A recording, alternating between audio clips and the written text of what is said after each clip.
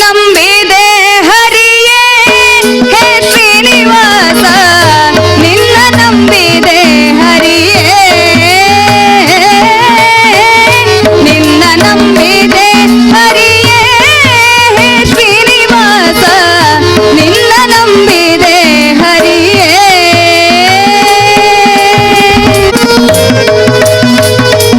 ನಿನ್ನಯ ಕುಬರಿಯು ಆನಹುದಯ್ಯ ನೀನೇ ಗತಿಯಯ್ಯ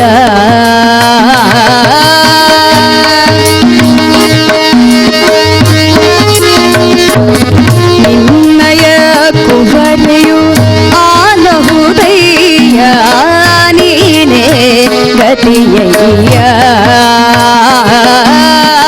ನೀನೇ ಗತಿಯಯ್ಯ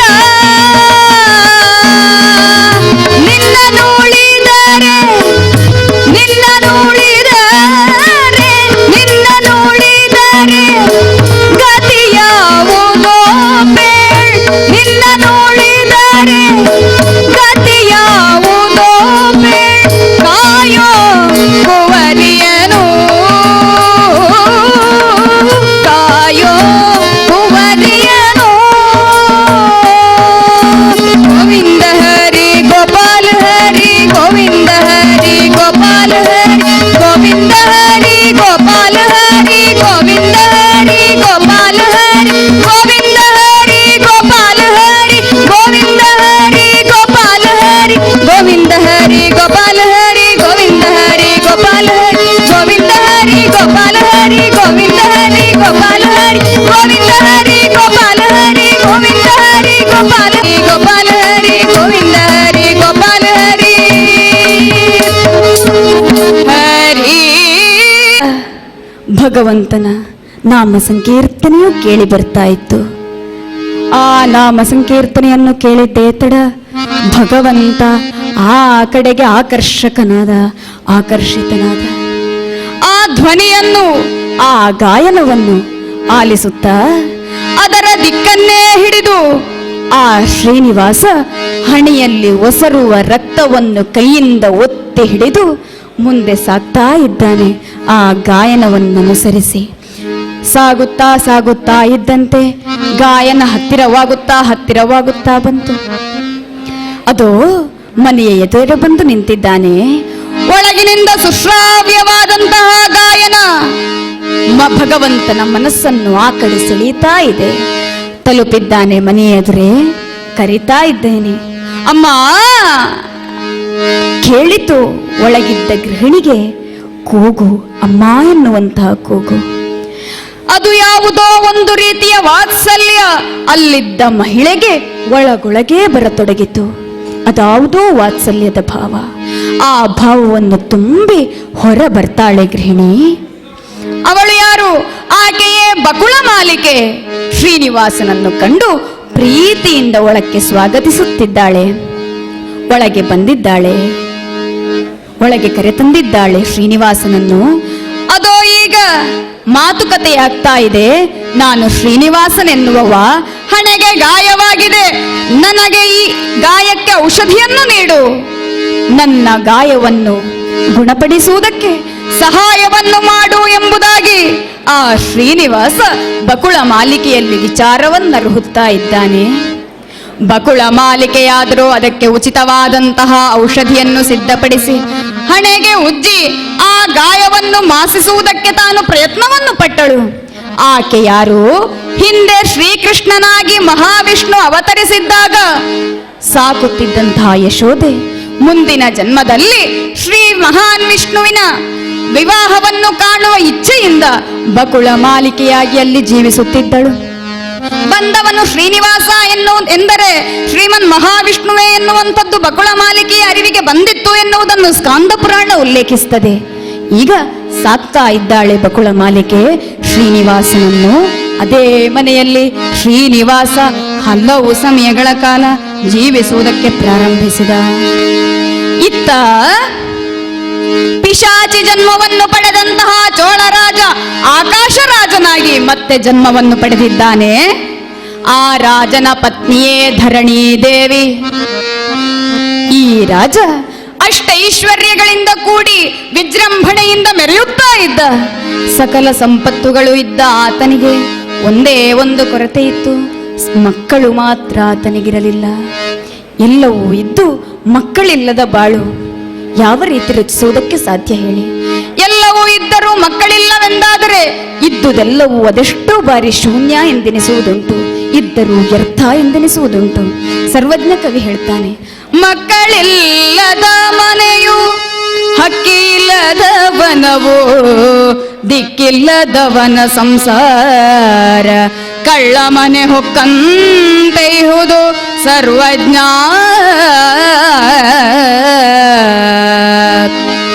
ಮಕ್ಕಳಿಲ್ಲದ ಮನೆ, ಹಕ್ಕಿ ಇಲ್ಲದವನ ವನ, ಇದೆಲ್ಲ ಒಂದೇ ರೀತಿ ಬರಿಯ ಶೂನ್ಯ. ದಾಸರು ಹೇಳ್ತಾರೆ, ಸಂತಾನವಿಲ್ಲದ ಸೌಭಾಗ್ಯವೇಕೆ, ಮನೆಗೆ ಮಕ್ಕಳು ಚಂದ, ಕೆರೆಗೆ ತಾವರೆ ಚಂದ.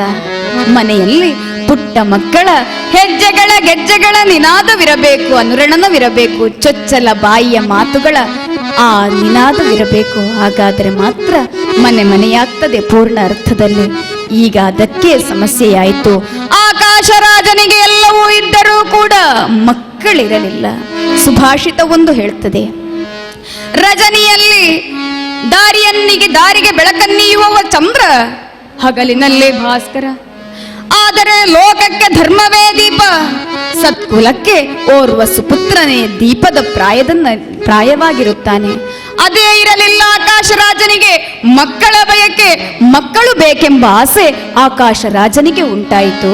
ಹಾಗಾಗಿ ಆತ ಶುಕ ಮಹರ್ಷಿಗಳನ್ನು ಕರೆಸಿ ಹಿರಿದಾದಂತಹ ಒಂದು ಯಜ್ಞವನ್ನು ಮಾಡುವ ತೀರ್ಮಾನವನ್ನು ಕೈಗೊಂಡ. ತತ್ಪರಿಣಾಮವಾಗಿ ಯಜ್ಞ ವೇದಿಕೆಯನ್ನು ಸಿದ್ಧಪಡಿಸುವುದಕ್ಕಾಗಿ ಭೂಮಿಯನ್ನು ಉಳುತ್ತಾ ಇದ್ದಾರೆ. ಉಳುತ್ತಾ ಮುಂದೆ ಸಾಗುತ್ತಿರುವಂತಹ ಸಂದರ್ಭ, ಅದೇನೋ ನೇಗಿಲಿನ ತುದಿಗೆ ಒಂದು ಪೆಟ್ಟಿಗೆ ಸಿಲುಕಿದಂತೆ ಭಾಸವಾಯಿತು. ಬಿಡಿಸಿ ನೋಡಿದರೆ ಏನು ಅದ್ಭುತ, ಆಶ್ಚರ್ಯ! ಪುಟ್ಟ ಪೆಟ್ಟಿಗೆಯಲ್ಲಿ ಪುಟ್ಟ ಕೂಸುತ್ತ ನಗುತ್ತಲಾಡುತ್ತಿತ್ತು.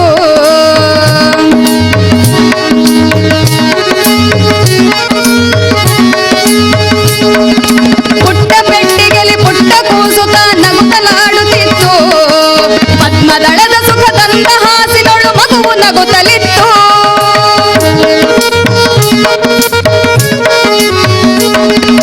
ಪುಟ್ಟ ಪೆಟ್ಟಿಗೆಯಲ್ಲಿ ಪುಟ್ಟ ಕೂಸುತ್ತ ನಗುತ್ತಲಾಡುತ್ತಿತ್ತು. ಪದ್ಮದಳದ ಸುಖ ತಂದ ಹಾಸಿನೊಳು ಮಗುವು ನಗುತ್ತಲಿತ್ತು. ಸಹಸ್ರ ಸೂರ್ಯಕಾಂತಿಯನ್ನು ಹೊಂದಿದ ಪಟ್ಟಿಯುಡುಪದ ಧರಿಸಿ ಮಿನುಗುತ್ತ ಪುಟ್ಟ ಕಾಲಿನಿಂದಿಟ್ಟ ನೋಟವನ್ನು ಬೀರುತ್ತಿತ್ತು. ಪುಟ್ಟ ಪೆಟ್ಟಿಗೆಯಲ್ಲಿ ಪುಟ್ಟ ಕೂಸುತ್ತ ನಗುತ್ತಲಾಡುತ್ತಿತ್ತು. ಪದ್ಮದಳದ ಸುಖ ತಂದ ಹಾಸಿನೊಳು ಮಗುವು ನಗುತ್ತಲಿತ್ತು. ಮಗುವು ನಗುತ್ತಲಿತ್ತು. ಮಗುವು ನಗುತ್ತಲಿತ್ತು.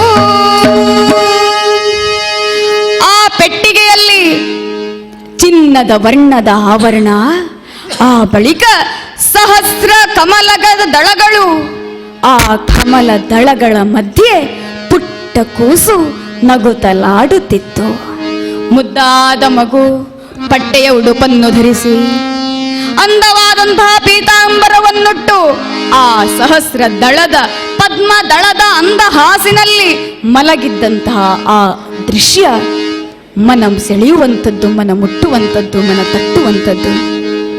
ಆಕಾಶ ರಾಜ ಆ ಮಗುವನ್ನೇ ತಾನು ತನ್ನ ಮಗುವೆಂದು ಭಾವಿಸುವ ತೀರ್ಮಾನಕ್ಕೆ ಬಂದ. ಆ ಬಳಿಕ ಪ್ರೀತಿಯಿಂದ ಆ ಮಗುವನ್ನು ತನ್ನ ಮನೆಗೆ ಕರೆದೊಯ್ದು ಸಾಕುವುದಕ್ಕೆ ಪ್ರಾರಂಭಿಸಿದ. ಪದ್ಮದಳಗಳಿಂದ ಆವೃತವಾಗಿ ದೊರಕಿದ್ದಂತಹ ಆ ಮಗುವಿಗೆ ಪದ್ಮಾವತಿ ಎನ್ನುವ ನಾಮಕರಣವನ್ನು ಮಾಡಿದ. ಮುದ್ದು ಮಗು ಪದ್ಮಾವತಿ ಬೆಳೆಯುತ್ತಾ ಇದ್ದಾಳೆ. ಶುಕ್ಲ ಪಕ್ಷದ ಚಂದ್ರನಂತೆ ಪದ್ಮಾವತಿ ಬೆಳೆಯುತ್ತಾ ಹೋದಳು, ತಾರುಣ್ಯಕ್ಕೆ ತಲುಪಿದಳು. ಅದೊಂದು ದಿನ ಪದ್ಮಾವತಿ ತನ್ನ ಸಂಗಡಿಗರೊಡಗೂಡಿ ವನವಿಹಾರಕ್ಕಾಗಿ ಕಾಡಿಗೆ ತೆರಳಿದಳು. ಕಾಡಿನಲ್ಲಿ ವಿಶೇಷವಾದಂತಹ ಹೂವುಗಳನ್ನು, ಹಣ್ಣುಗಳನ್ನು, ಹರಿಯುವ ನದಿಯನ್ನು, ಇಂಪಾದ ಹಕ್ಕಿಗಳ ಕಲರವವನ್ನು, ಗಾನವನ್ನು, ಗಾಳಿಯ ಆ ಮೃದು ಸ್ಪರ್ಶವನ್ನು ಸ್ಪರ್ಶಿಸಿ ಆನಂದದಿಂದ ಕಾಲವನ್ನು ಕಳೆಯುತ್ತಾ ಇದ್ದಳು. ಆ ಸಂದರ್ಭದಲ್ಲಿ ಅಲ್ಲಿಗೆ ನಾರದ ಮಹರ್ಷಿಗಳ ಆಗಮನವಾಯಿತು. ನಾರದ ಮಹರ್ಷಿಗಳು ಬಂದವರೇ ಆ ಪದ್ಮಾವತಿಯಲ್ಲಿರುವಂತಹ ಎಲ್ಲಾ ರೀತಿಯ ಲಕ್ಷ್ಮಿಯ ಲಕ್ಷಣಗಳನ್ನು ವಿವರಿಸಿ ಹೇಳಿದಳು. ಆ ಲಕ್ಷ್ಮಿಯ ಎಲ್ಲಾ ರೀತಿಯ ಚರ್ಯಗಳು ಕೂಡ ಪದ್ಮಾವತಿಯಲ್ಲಿತ್ತು. ಆ ಶ್ರೀ ಲಾಂಛನವೊಂದು ಬಿಟ್ಟರೆ ಲಕ್ಷ್ಮಿ ಸದೃಶಳಾಗಿದ್ದಳು ಆ ಪದ್ಮಾವತಿ. ಇಂತಹ ವಿಚಿತ್ರವಾದಂತಹ ಲಕ್ಷಣವನ್ನು ಯುತವಾದಂತಹ ಶೃಂಗರಿಸಿದಂತಹ ಒಂದು ಹಯ ಅಲ್ಲಿಗೆ ಓಡಿ ಬಂತು. ಆ ಹಯದಲ್ಲಿ ಆಸೀನನಾಗಿದ್ದವನಾದರೋ ಎಂಥವನು, ಬಹು ಸುಂದರನು, ನೀಲಮೇಘ ಶ್ಯಾಮ ದೀರ್ಘ ಕಮಲ ನೇತ್ರ.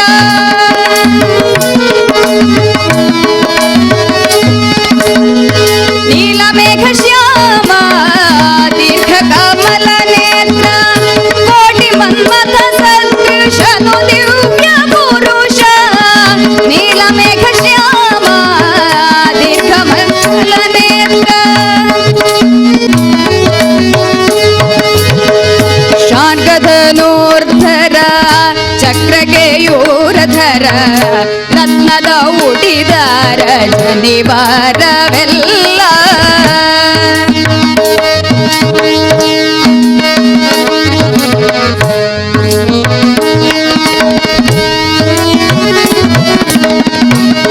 ಶಾರ್ಗಧನೂರ್ಧರ ರತ್ನಗೆಯೂರಧರ ರತ್ನದ ಉಡಿದಾರ ಜನಿವಾರವೆಲ್ಲ. ಕಡಗ ಕಂಕಣ ಭಾಪುರಿಗಳೆಲ್ಲ ತೊಟ್ಟಿರ್ತ.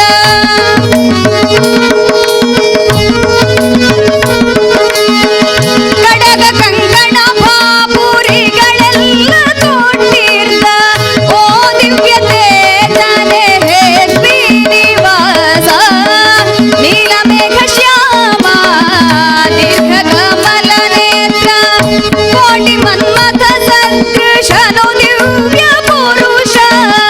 ನೀಲಮೇಘ ಶ್ಯಾಮ ನೀಲಮೇಘ ಶ್ಯಾಮ ನೀಲಮೇಘ ಶ್ಯಾಮ ದೀರ್ಘ ಕಮಲ ನೇತ್ರ. ಬಂದಂತಹ ಸುಲಕ್ಷಣಯುತವಾದಂತಹ ಅಶ್ವದಲ್ಲಿ ಸುಲಕ್ಷಣಯುತವಾದಂತಹ ಅಶ್ವಾರೋಹಿ ಇದ್ದ. ನೀಲಮೇಘ ಶ್ಯಾಮಲವರ್ಣ, ಕಿವಿಗಳ ಕಡೆಗೆ ಓಡುತ್ತಿರುವಂತಹ ಪದ್ಮದಳಕ್ಕೆ ಸದೃಶವಾದಂತಹ ಎರಡು ನಯನಗಳು, ಚಿನ್ನದ ಉಡಿದಾರ, ರತ್ನದ ಜನಿವಾರ, ತಲೆಗೆ ಸುತ್ತಿದಂತಹ ರೇಷ್ಮೆಯ ಮುಂಡಾಸು, ನೀಲ ತುರಾಯಿ, ರತ್ನ ಕೇಯೂರಗಳನ್ನು ಧರಿಸಿ ಸಹಸ್ರ ಸೌಧಾಮಿನಿಯ ಕಾಂತಿಯಿಂದ ಕಂಗೊಳಿಸುವಂತಹ ತೇಜಸ್ಸಿನಿಂದ ವರ್ಚಸ್ಸಿನಿಂದ ಬೆಳಗುತ್ತಿರುವಂತಹ ಆ ದಿವ್ಯ ಶರೀರ. ಶಾರ್ಗವೆನ್ನುವಂತಹ ಧನುಸ್ಸನ್ನು ಹಿಡಿದವ, ರತ್ನದ ಉಡಿದಾರವನ್ನು, ಕೇಯೂರವನ್ನು, ಕಂಕಣವನ್ನು, ಜನಿವಾರವನ್ನು, ಕಡಗ ಭಾಪುರಿಗಳನ್ನು ತೊಟ್ಟಿರ್ದಂತಹ ದಿವ್ಯವಾದಂತಹ ತೇಜಸ್ಸು, ವರ್ಚಸ್ಸು, ದಿವ್ಯವಾದಂತಹ ದೇಹ. ಇದನ್ನು ಕಂಡೊಡನೆಯೇ ಘೀಳಿಡುತ್ತಾ ಬಂದ ಮದಗಜವಾದರು. ತ್ವಂ ದೃಷ್ಟ್ವಾ ಹಯಮಾರೂಢಂ ಗಜೇಂದ್ರೋ ನಮ್ರಮಸ್ತಕಃ ತುಂಡಮುದ್ಧೃತ್ಯ ಗರ್ಜನ್ಯೈ ವಿನಿರ್ವೃತ್ಯ ಯೌವನಂ. ಆ ದಿವ್ಯ ಪುರುಷನನ್ನು ಕಂಡು ಆ ಮದಗಜವಾದರು ಸೊಂಡಿಲನ್ನು ಎತ್ತಿ ತಲೆಯನ್ನು ಬಗ್ಗಿಸಿ ನಮಸ್ಕರಿಸಿ ತಾನು ತನ್ನ ದಾರಿಗೆ ಘೀಳಿಡುತ್ತಾ ತೆರಳಿತು. ಈಗ ಅಲ್ಲಿರುವವರು ಯಾರು? ಉಳಿದ ನಾರಿಯರು, ಪದ್ಮಾವತಿ ಮತ್ತು ಅಲ್ಲಿಯ ಸಂಗಡಿಗರು. ಅಲ್ಲಿಯವರಲ್ಲಿ ಕೇಳ್ತಾ ಇದ್ದಾನೆ ಶ್ರೀನಿವಾಸ, ಇಲ್ಲಿ ಯಾವುದಾದ್ರೂ ಹಿಂಸ್ರ ಮೃಗವೊಂದು ಓಡಿ ಹೋಗಿದೆಯೇ? ಅದಕ್ಕೆ ಬಾಣ ಹೂಡಿ ಕೊಲ್ಲುವವನಿದ್ದೇನೆ ನಾನು. ಈ ರೀತಿಯಾಗಿ ಶ್ರೀನಿವಾಸನು ಕೇಳಿದೊಡನೆ ಅಲ್ಲಿದ್ದ ನಾರಿಯರಾದರೂ, ಇಲ್ಲಿ ಬೇಟೆಯ ನಾಡೆ ಅನುಮತಿ ಇಲ್ಲವಿಲ್ಲವೋ ದುರಗರೂಢನೆ ಬಲಯುತನು ಆಕಾಶ ರಾಜನು ಬಂಧಿಪನು ನಿನ್ನ ಕೊಲೆಗೆ ಯುಕ್ತವೇ ನಿಪ್ಪ ಮೃಗಗಳು ಇಲ್ಲಿ ಇಲ್ಲವೋ ದುರಗರೂಢನೆ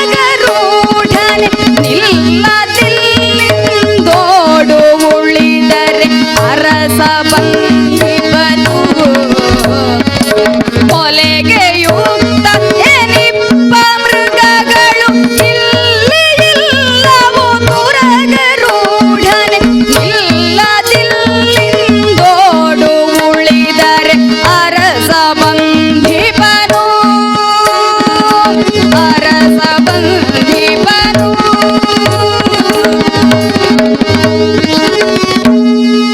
ಇಲ್ಲಿ ಯಾವುದೇ ರೀತಿಯಂತಹ ಆದಂತಹ ಬೇಟೆಯನ್ನಾಡುವುದಕ್ಕೆ ಅನುಮತಿ ಇಲ್ಲ.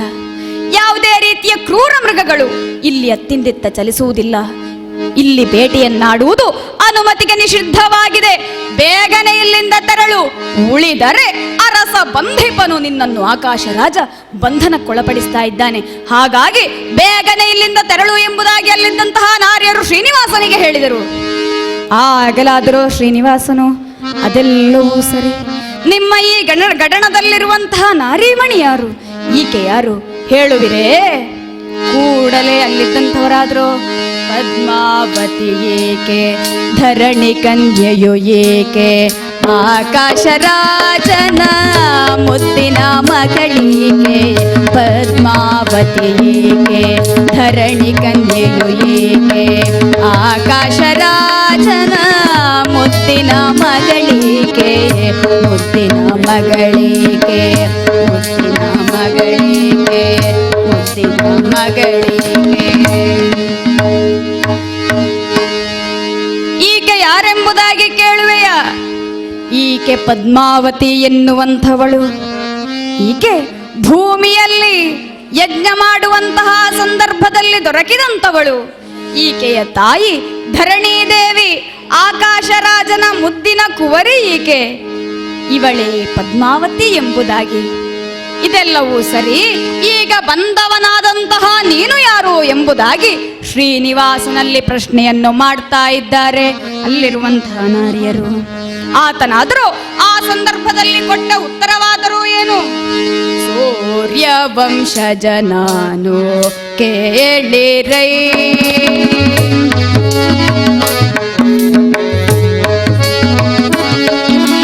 ಸೂರ್ಯ ವಂಶಜ ನಾನು ಕೇಳಿರೈ. ಕೋಟಿ ನಾಮ ಹೊಂದಿ ಮೆರವವ ನಾನು ಕೇಳಿರೈ. ಸೂರ್ಯ ವಂಶಜ ನಾನು ಕೇಳಿರೈ. ಕೋಟಿ ನಾಮ ಹೊಂದಿ ಮೆರವವ ನಾನು ಕೇಳಿರೈ. ಸೂರ್ಯ ವಂಶಜ ನಾನು ಕೇಳಿರೈ.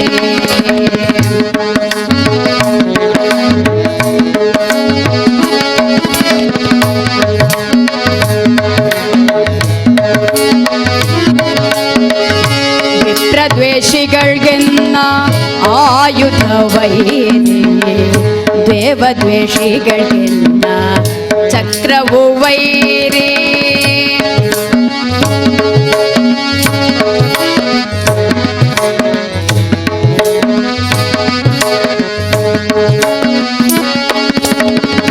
ವಿಪ್ರದ್ವೇಷಿಗಳ್ಗೆನ್ನ ಆಯುಧವೈರಿ, ದೇವದ್ವೇಷಿಗಳ್ಗೆನ್ನ ಚಕ್ರವು ವೈರಿ. ಪಾಂಚಜನ್ಯವ ಕೇಳೆ ಮೂರ್ಛೆಗೊಳ್ಳುವರೆಲ್ಲ,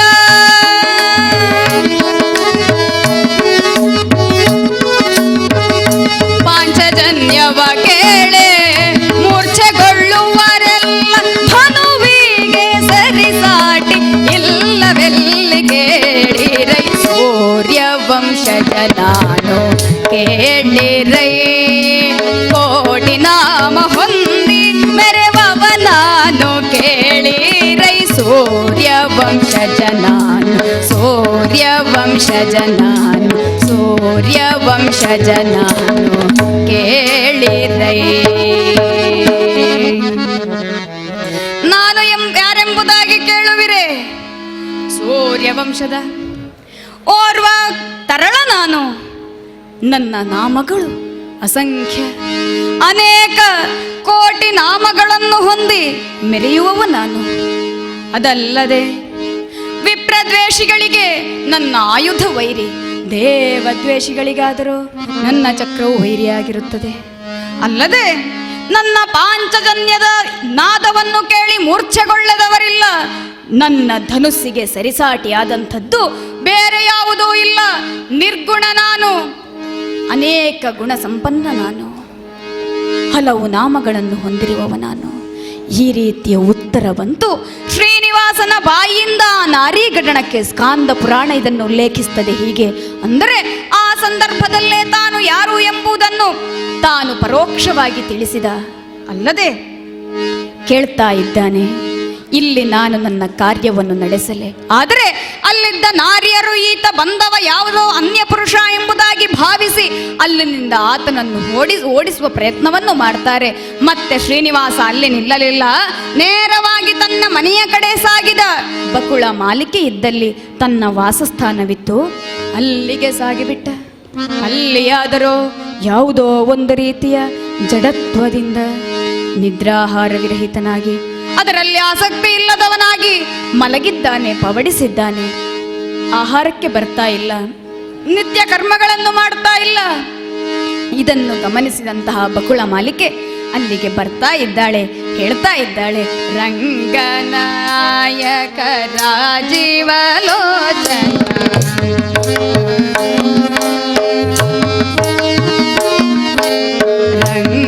ರಂಗನಾಯಕ ರಾಜೀವಲೋಚನ ಸಿರಿ ರಮಣ ಮೇಲೇಳು ಏಳೆನ್ನುತ್ತ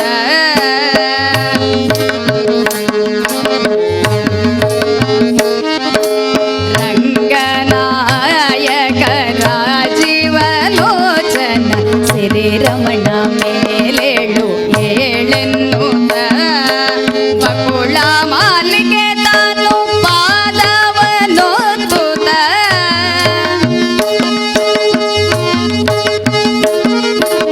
ಬಕುಳ ಮಾಲಿಕೆ ತಾನು ಪಾದವನೊತ್ತುತ್ತ ನಲ್ಮೆ ಭಕ್ತಿಯೊಳ್ಳವನ ಎಬ್ಬಿಸುತ್ತ ನಲ್ಮೆ ಭಕ್ತಿಯೊಳ್ಳವನ ಎಬ್ಬಿಸುತ್ತ ರಂಗನಾಯಕ